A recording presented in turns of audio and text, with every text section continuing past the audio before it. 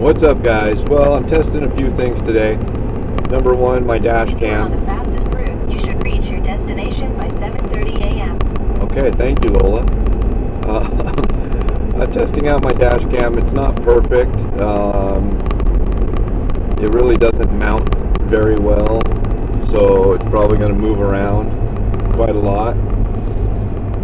But that's what I'm doing. I'm not even sure if the audio is going to come out very good on this thing. But anyway, that's what I'm doing. Not only that, but also my method for mounting my tablet for my GPS. And that's why, I'm just going on a very short drive to visit someone, but I'm using my GPS. Preston Avenue turns left and becomes East So Main Street, then turn right I can onto see if it California works. 124 South. If the mount works here. And I'm driving the truck.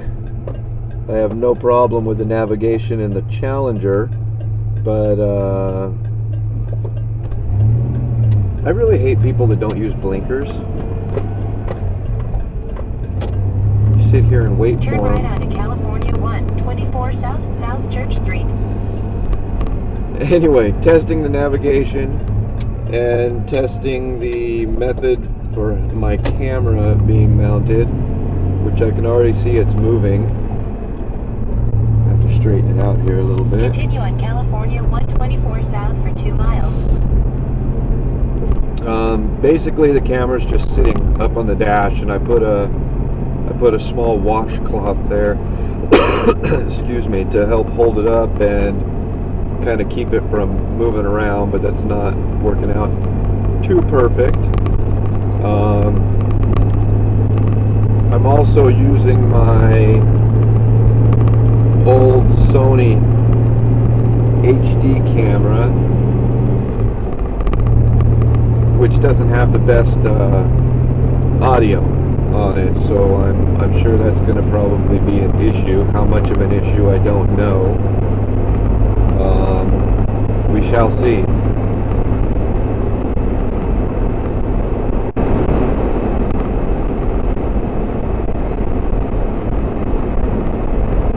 There's a lot of trailers in the storage. Wow. Still shopping for an RV. I'm not 100% sure. I don't think I want to finance one. I think I just want to buy one outright. And I'm still really going back and forth. Oh, this is going to make the camera shake. Train tracks. I'm still going back and forth with exactly what we want and need. I found an amazing deal. I don't know the exact year, and I still got to talk to the people. I spoke with a relative of the person that has one for sale. It's a mid-2000s Class A 40-foot. It's got 15,000 miles on it. The original purchase price was supposedly $180,000. They're asking $25,000 for it. It's supposed to be in mint condition, which is kind of hard to believe, but I guess the way the story goes is the RV was inherited. A relative had passed away and left it to a young couple, and they don't want it. So I'm not 100% sure about that. I'm going to talk to them. I'm going to get more information about it, and I'm going to drive down and look at it. It's only about a half-hour, 45-minute drive from my house. But at the same time, I know this is going to sound funny. I don't want to rip somebody off, so I want to make sure that if this RV is what I'm told it is, I want to make sure that they know what they have, and they know that they're selling it for way below what it's worth. If they're okay with that, then I have no problem paying a lot less than it's worth. But I just want to make sure that they know what they're doing, you know. So we'll see about that. But then at the same time, I'm not 100% sure whether a Class A is something I want or need. You know, it's a 40-foot Class A is a large RV. Continue on um, Martin Lane for 1.5 miles. so yeah, I don't know. I'll have to, I was, oh, this is a bumpy road. The camera's not going to like this. I'm going to have to look into it a little bit. I've been kind of sold lately on the Class Bs, the camper vans, especially with all the YouTube videos I've been watching. The old, early, I think they quit making them in the mid-90s, the Dodge Explorers. Those seem like a pretty ideal thing. Keeping in mind, I do have a fairly large family of 5, but the kids they really have no interest in traveling, so I'm trying to keep that in mind, in that with the kids, a lot of the traveling will just probably be like weekend camping excursions, excuse me, and some of the longer trips across country or into Canada or whatever is probably just going to be me or just me and my wife. So I have to keep that on top of my head, in that both of us, or the two of us, probably don't need a Class A. It'd probably be just too much to deal with, whereas a Class B would probably really fit the bill. It's not difficult to maneuver, and parking right in my side yard in front of my shop for when we're not traveling.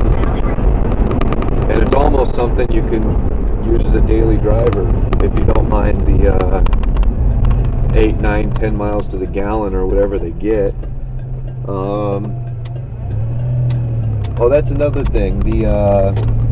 This RV that I was talking about, the Class A for $25,000, it's a diesel pusher, which for those of you that know about diesels, adjust the camera again, 15,000 miles, that thing's just broken in barely, not even yet.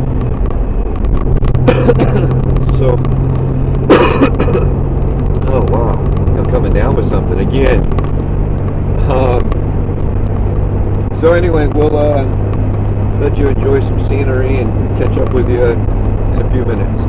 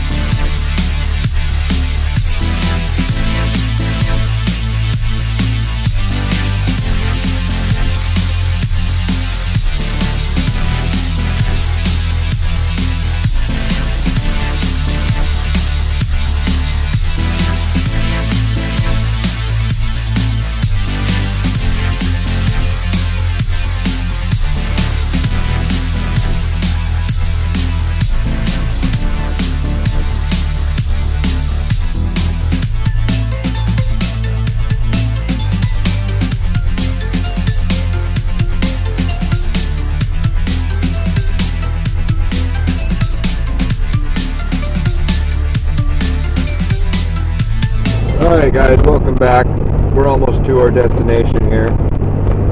I gotta do a lot more editing. I think I've got probably 3 hours of video footage for the vlog channel saved up that I gotta get taken care of.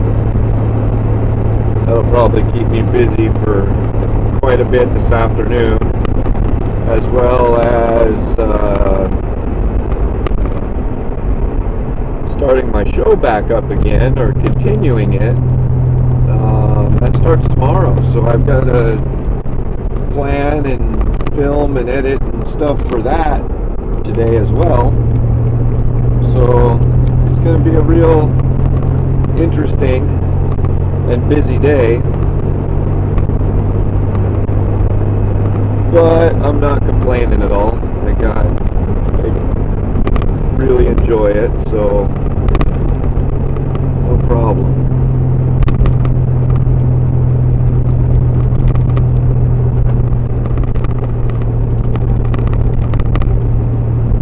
Never understood this little slowdown section right here. Well, this truck's got all sorts of creaks and cracks. So anyway, as I was saying about the RV, I think I got quite some time before I'm going to be able to indulge. You know, it's a pretty big purchase, and